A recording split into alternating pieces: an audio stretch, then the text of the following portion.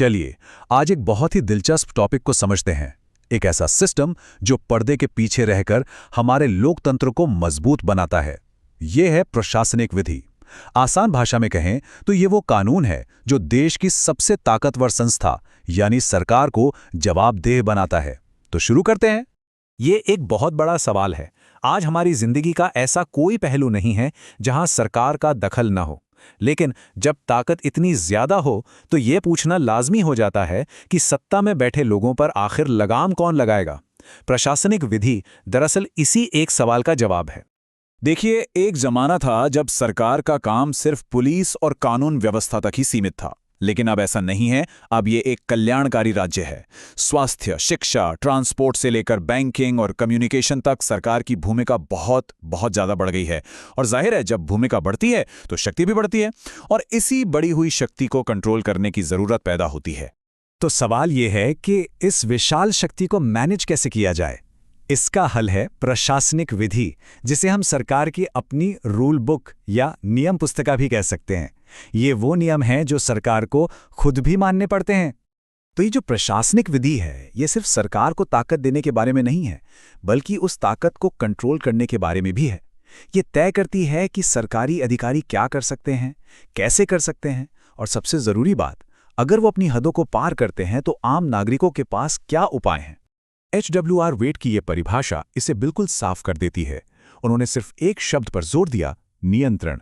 प्रशासनिक विधि का पूरा मकसद ही सरकारी शक्ति को नियंत्रित करना है, ताकि वो कभी भी मनमानी ना बन जाए। अच्छा, तो ये जो सरकार की रूल बुक है, ये ऐसे ही नहीं बनी है। ये लोकतांत्रिक शासन के दो बहुत ही मजबूत खंभों पर टिकी है।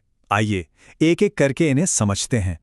पहला और सबसे जरूरी सिद्धांत है विधि का शासन, यानी रोल ऑफ लॉ। इसका सीधा सा मतलब है कानून ही राजा है। चाहे कोई प्रधानमंत्री हो या एक आम नागरिक, हर कोई कानून के दायरे में है। सरकार अपनी मर्जी से कुछ भी नहीं कर सकती। उसके हर एक कदम का कोई ना कोई कानूनी आधार होना ही चाहिए। और हमारी अदालतें इसी सिद्धांत को लागू करती हैं। जैसे मेनका गांधी केस में सुप्रीम कोर्ट ने साफ साफ कहा था कि सरकारी प्रक्रिया सिर्फ कानूनी होना काफी नहीं है, उसे निष्पक्ष और उचित भी होना पड़ेगा। मतलब सरकार सिर्फ एक आदेश से किसी का पासपोर्ट जब्त नहीं कर सकती, उसे एक वाजिब वजह बतानी होगी। ये नागरिकों के अधिकारों की रक्षा के लिए एक बहुत बड़ा कदम था। दूसरा खंभा है शक्तियों का पृथक्करण, यानी सेपरेशन ऑफ पावर्स। ये आइडिया बहुत सरल है। सरकार की सारी शक्ति किसी एक हाथ में मत दो। इसीलिए इसे 3 शाखाओं में बांटा गया है। विधायिका, जो कानून बनाती है, कार्यपालिका, जो उसे लागू करती है, और न्यायपालिका, जो ये पक्का करती है कि सब कुछ कानून के हिसाब से हो। हाँ, ये बात सही है कि भारत में ये बंटवारा अमेरिका की तरह एकदम सख्त नहीं है। इसमें थोड़ी फ्लेक्सिबिलिटी है।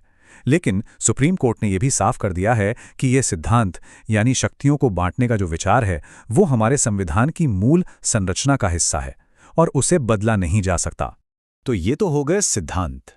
अब उन असली टूल्स की बात करते हैं जिनका इस्तेमाल करके प्रशासनिक विधि शक्ति को जवाबदेह बनाती है। इनमें सबसे शक्तिशाली टूल है न्यायिक समीक्षा या जुडिशियल रिव्यू। इसे आप एक रेफरी की सीटी की तरह समझ सकते हैं। जब भी सरकार कोई ऐसा कानून बनाती है या कोई ऐसा काम करती है जो संविधान के खिलाफ लगता है, तो अदालतें इस शक्ति का इस्तेमाल करके उसे रोक सकती हैं या रद्द भी कर सकती हैं। फिर आते हैं प्राकृतिक न्याय के सिद्धांत। ये 2 बहुत ही सरल लेकिन पावरफुल नियम हैं। पहला, कोई भी अपने ही मामले में जज नहीं हो सकता, यानी फैसला लेने वाला निष्पक्ष होना चाहिए। और दूसरा, किसी के भी खिलाफ फैसला सुनाने से पहले उसकी बात जरूर सुनी जानी चाहिए। ये दोनों ही किसी भी प्रक्रिया के निष्पक्ष होने की नींव हैं। और इस मामले से पता चलता है कि हमारी अदालतें पक्षपात को लेकर कितनी गंभीर हैं। सिर्फ पक्षपात का सबूत ही नहीं, अगर पक्षपात की जरा सी संभावना भी हो तो भी फैसले को रद्द किया जा सकता है। ये दिखाता है कि पूरी प्रक्रिया का साफ सुथरा होना कितना जरूरी है। चलिए अब इन सारे सिद्धांतों को एक असल दुनिया के उदाहरण से समझते हैं और देखते हैं कि भ्रष्टाचार जैसी बड़ी समस्या से लड़ने के लिए इन्हें कैसे लागू किया गया है। लोकपाल एक ऐसी ही संस्था है। ये एक तरह का ओम्बुड्समैन है, यानी एक स्वतंत्र अधिकारी जिसका काम प्रधानमंत्री से लेकर दूसरे सरकारी अधिकारियों तक किसी के भी खिलाफ भ्रष्टाचार के आरोपों की जांच करना है। अब सवाल ये उठता है कि जब हमारे पास सीबीआई जैसी एजेंसियां पहले से थीं, तो फिर लोकपाल की जरूरत आखिर पड़ी ही क्यों? इसका जवाब मौजूदा एजेंसियों की सीमाओं में ही छिपा है। सुप्रीम कोर्ट की ये टिप्पणी अपने आप में बहुत कुछ कह जाती है। सोचिए, जब देश की सबसे बड़ी जांच एजेंसी को ही पिंजरे में बंद तोता कहा जाए, तो ये उसकी स्वतंत्रता पर एक बहुत गंभीर सवाल खड़ा करता है। इसी कमी को पूरा करने के लिए एक पूरी तरह से स्वतंत्र संस्था यानी लोकपाल की मांग उठी। और ये कोई आसान सफर नहीं था। लोकपाल की सोच से लेकर इसके कानून बनने तक में दशकों लग गए।